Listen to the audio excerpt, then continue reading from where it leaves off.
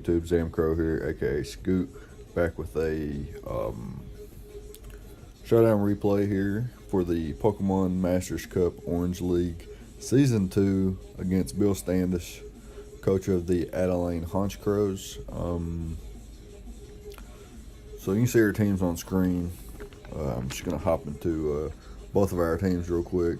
He has his roster consists of Togekiss, Starmie, Roserade, Jolteon, Mega Charizard X, Miltank, Hippowdon, Bisharp, Dusknoir, Hitmonlee, and Alolan Dugtrio, which is his Z move user. And we're only allowed to have attacking Z moves. Just wanted to throw that out there. But yeah, my team consists of Weavile, Thundurus Incarnate, Nidoqueen, Arcanine, Mega Medicham, Cofagrigus, Empoleon, Whimsicott, Ditto, Drampa, and Shuckle, with my Z move mon being Thundurus Incarnate. So for this team, I think I built a pretty not so heat team this week. I know in my week 1 match I brought a little bit of heat.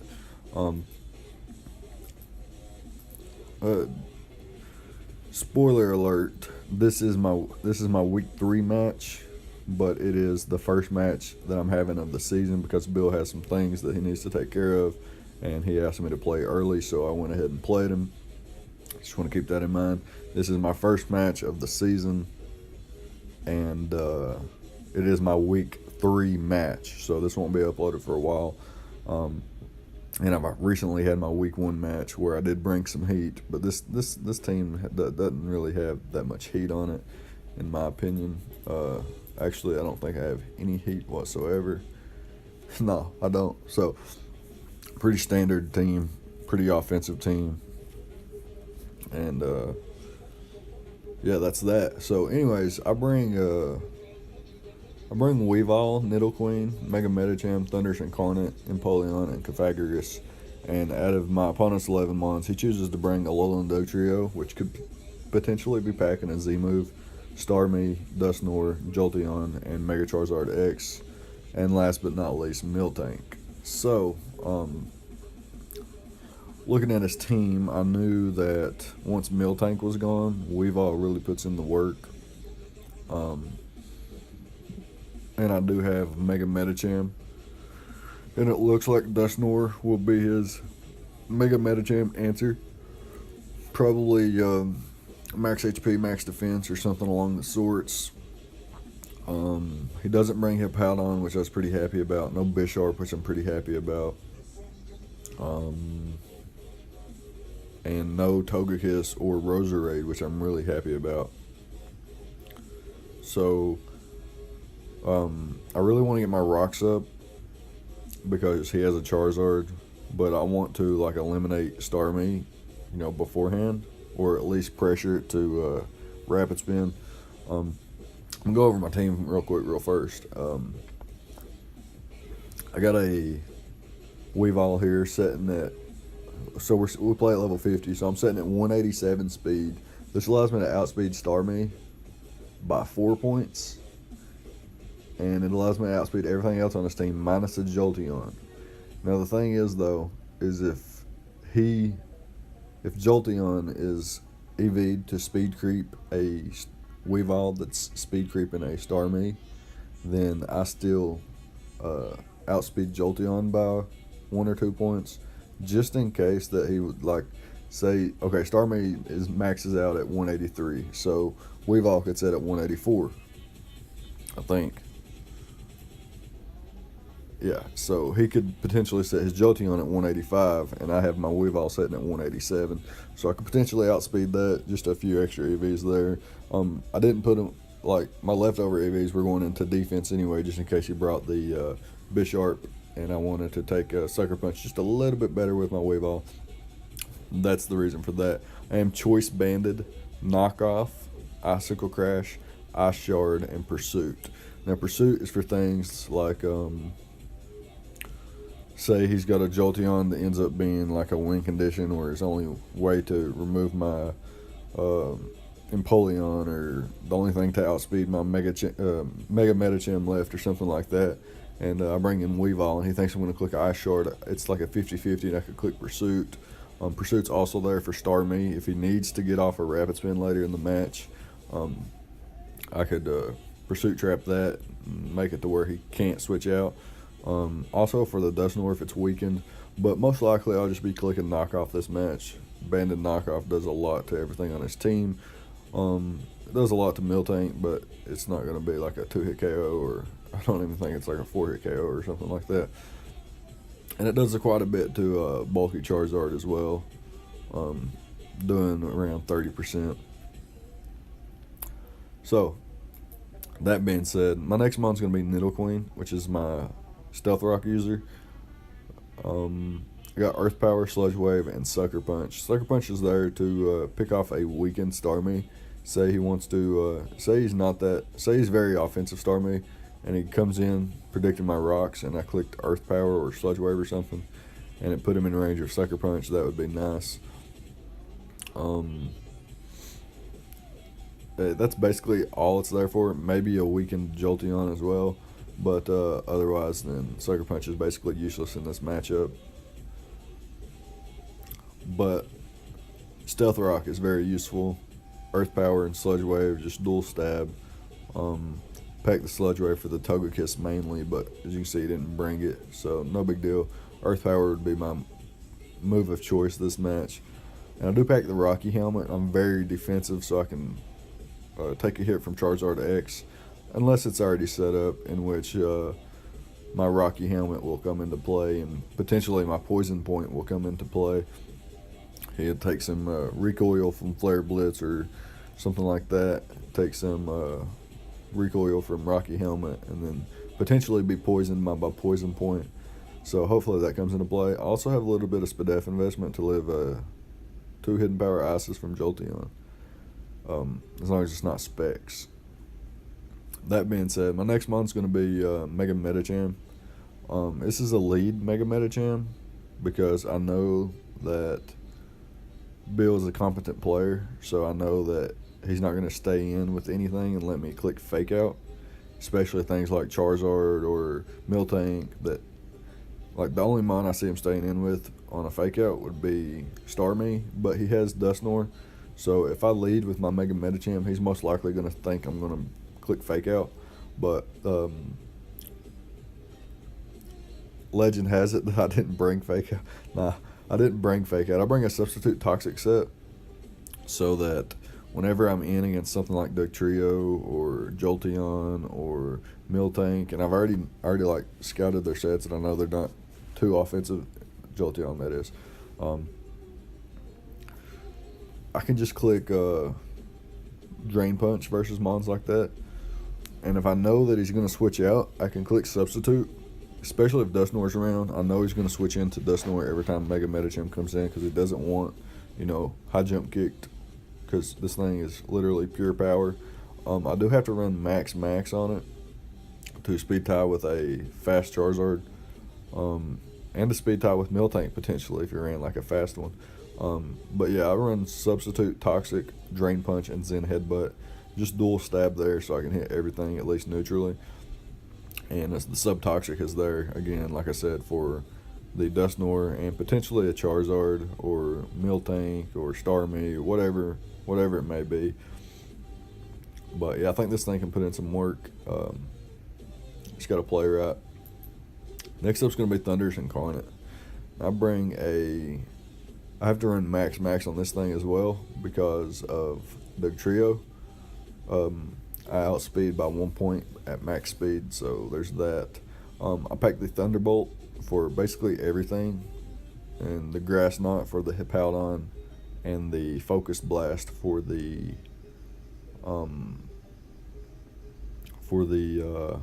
Miltank, which Thunderbolt 2-hit KOs anyway. But I guess it's mostly for the Dugtrio and potentially the Charizard X. It would be the hardest thing I could hit Charizard X with, especially since I have the Fighting EMZ. So it's the all-out pummeling base, I think 190 power, and I have the Prankster T-Wave, so hopefully that can come in clutch. But yeah, this thing's just there to rack up a lot of damage. It hurts everything on his team minus the Charizard and the Jolteon. But hopefully the rest of my mons can work around that and pick those mons off. Next up, Empoleon, which is a not really a heat set, but it's kind of an annoying set. I have Scald, Knockoff, Toxic, and Protect with the Wakanberry. Very, very specially defensive and max HP. Didn't really need any speed investment or special attack investment or anything like that. I packed the Wakanberry and the Torrent, so like if I'm weakened and Jolteon hits me with a Thunderbolt, the Wakanberry pops and it may well put me in Torrent range, and my Scald would do a lot. I also have the Protect for things like Togekiss, if it's got a Togekiss, Hippowdon, Dusknoir, and Miltank. I want to Toxicum. I want to click Protect. Then I want to click Knockoff. Maybe not the Hippowdon so much since he it's super effective against my Empoleon. But I wouldn't picture him staying in anyway since I could click Scald. But yes, Scald and Knockoff's really all I needed. Knockoff to get rid of items. Generally, like I would like to get rid of Starmie's item, Dusknoir's item, just in case they pack the Cobra Berry, so that Weavile really can run through his team a lot better. The combination of Weavile and Mega Medicham and Thundurus Incarnate are just, when I look at his team, it's just, it's unimaginable how much damage they put on him. His answer to Mega Medicham was obviously the Dusknoir, looking at his roster, so I knew it would come, and that's the reason I ran the Subtoxic set. Anyways, my last but not least, is Cofagrigus here. Have the Trick Room, Nasty Plot, Shadow Ball, Hidden Power Fighting. This is one set that I really like to run a lot.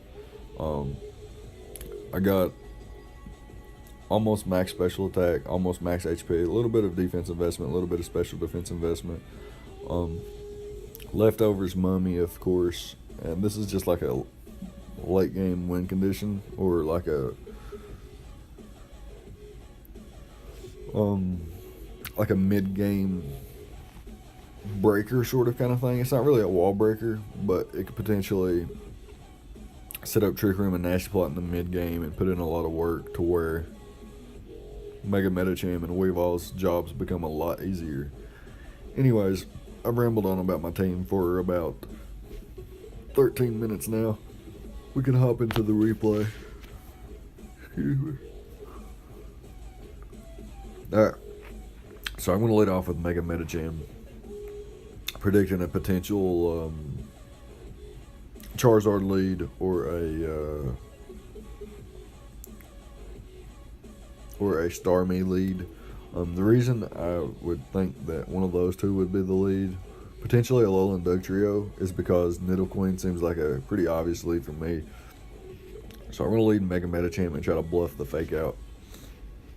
And he leads with Miltank, and as you can see, he switches out immediately. Like I said, he doesn't want to take a fake out plus a high jump kick. He doesn't want to take a high jump kick at all. So he's most likely going to go straight into his Dusknoir here, and I can just click Substitute. And that's exactly what I'm going to do. And now I'm just going to throw off a Toxic here. Really glad I didn't miss here, and he's going to go for the Shadow Punch. Now I have a couple options here. I could go for the Substitute, predicting the Will-O-Wisp, which is kind of obvious, but again, I've already revealed Substitute, so it's unlikely he clicks Will-O-Wisp. So it's obvious that he would go for the Shadow Punch. So I'm going to switch into Nidoqueen here and get up my Stealth Rocks. As I am a defensive variant, I can take any hit he wants to go for. So that's exactly what I'm going to do. Plus I'm Rocky Helmet, and any hit he takes would put a little damage onto him here. So he actually goes for the Will-O-Wisp, and I'm going to set up my rocks here as he hard switches into Starmie. Now, I have an obvious spin blocker in Cofagrigus, so it's likely he goes for Scald here, or Psychic, or some kind of, psychic attack or water attack. It doesn't really matter. I don't have any immunities to either on my team. So I'm going to hard switch into Empoleon here. So he goes for the Scald here. And now I'm going to hard click, I think, Knockoff, because I wanted to get rid of his item, because he could potentially be Cobra Berry. Dusknoir could potentially be Cobra Berry. And Jolteon comes in, takes the Knockoff, goes for the Thunderbolt. My Wakan Berry pops, and I click Scald. And here's where Protect comes in handy, because I get the burn. And now I can switch into Nidoqueen here. And then the burn was killing. So that's pretty nice for me. Now here's where things get interesting. Earthquake is pretty obvious. I have a switch in being Thundurus and Cofagrigus, or I could sack my Empoleon. So I figured that he would click Stone Edge, or maybe something else other than Earthquake this turn, to maybe try to catch my Thundurus or my Cofagrigus. But I'm an offensive Cofagrigus, so I don't want to take any damage on it. And I'm going to try to make a big boy play here and stay in versus this thing. And he actually does go for the Night Slash, and it's not going to do that much damage. And I'm going to click Earth Power here and take this thing out. So we get an early 6-4 lead here, and I'm feeling pretty comfortable about this matchup, or about this game now. I just feel like it's pretty much in the bag here, because I do have Nidoqueen, so Charizard can't come in and set up. If he brings in Starmie, I can sack off my Empoleon, and then, or sack off my Cofagrigus, either or. If he brings in Miltank, I can just hard switch into Cofagrigus. If he brings in Dusknoir, then I would hard switch into Empoleon. So I have things to do here. And if he brings in Charizard, like I said, I just click Earth Power. So no matter what he does here, I have a way to, save myself. And he's going to bring in Starmie here. So I really debated, staying in here, clicking a move to weaken him a little bit. But he has shown to be offensive already, judging by his Scald damage on Empoleon. He is offensive Starmie. Now, that doesn't mean he doesn't have a little bulk investment, but and Weavile can actually still Oko, even if it has the Cobra Berry. I can Oko it with the knockoff, so because I am choice banded. So here I'm going to switch out. I'm going to go into my Cofagrigus here, and he's going to get a Psychic, or he's going to go for Psychic, and he gets the Spadef drop here. So that's a little bit unfortunate for me. He also said it was unfortunate for him, but I guess I'm not going to get into that. So here, I don't want to lose Cofagrigus yet, and I'm going to hard switch into Empoleon. This is what I should have did first anyway. At this point, I shouldn't have minded if he got the Stealth Rock's Rapid Spin away. But he's going to get another Spadef drop, and he's going to take me out with the Hidden Power Fighting. Now, what this means is that it just went from Empoleon being able to live the Hidden Power Fighting and clicking Knockoff to get rid of his item, which in a minute you'll see why that matters. He's going to take out my Empoleon, which means I can't get off a knockoff, which means that he gets to keep his item, which makes Weavile's knockoff stronger, but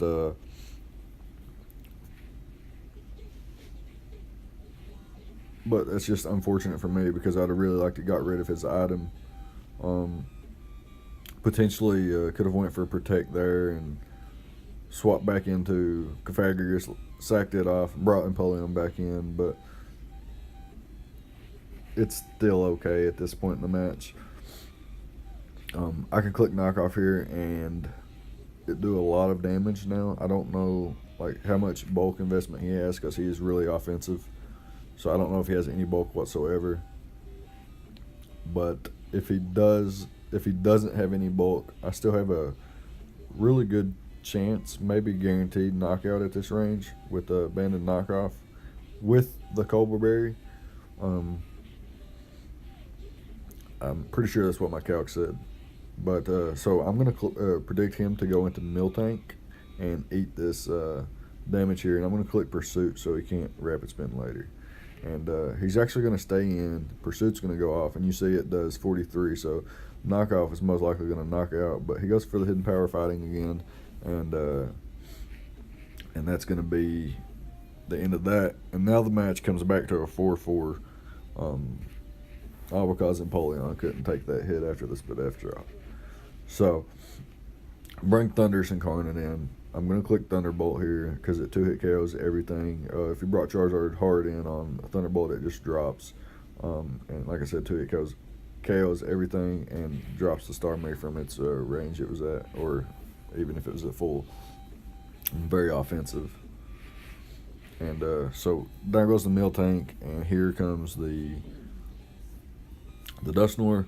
Now, I didn't know if you wanted to preserve this thing, so I just went into my Nidoqueen, and I'm going to click Sludge Wave here so that Charizard can't come in. I didn't know if it wanted to come in. I guess that was a bad play on my part. I really think that was a bad play. I should have just clicked Earth Power. It was the best play since Sludge Wave was resisted. Now I just have to bring in Thundurus again and let him get a little chip damage off to where Starmie can actually knock me out if it's as offensive as I think. And judging by the damage he just did, he is really that offensive. And here I can just bring in my Cofagrigus here as he goes for the Toxic, and I click Trick Room here because I'm very offensive. So if he's not a bulky Charizard, I just went outright right here. And he's going to reveal that he is actually a Roost set. And he takes 33%, so I keep breaking subs. That's guaranteed. But I'm going to set up a Nasty Plot here, predicting him to Roost again. But he actually goes for the Dragon Dance on their Trick Room. It didn't make sense to me at first, but then I understand why afterwards because of how bulky he is. And the Toxic's really going to come into play here. Now he's got a +1 Charizard in against my Thundurus Incarnate. I get the T-Wave off. He gets paralyzed, and I go for the all-out pummeling here. And it's going to be a Oko at that range, and that's going to be game. We're gonna lose the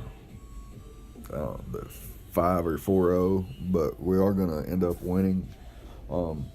Really, in my opinion, now I know a lot of people have different opinions about this in the chats and whatnot, but the Thunderwave para there at the end was most certainly justice for what happened to my Cofagrigus on the special defense drop, and then I doubled into my Empoleon as come in and got another special defense drop, and it costed me my Empoleon at a point in the match when it was 6-4, potentially about to be 6-3, or at least 5-3.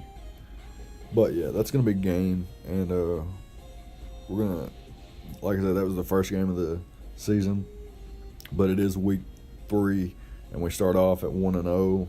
Not really though, because you're gonna like go back and have week 1 and week 2, and then that determines our record before this determines our record. So at this point, we're still basically 0-0 until week 1 and 2 happen, and then this battle will,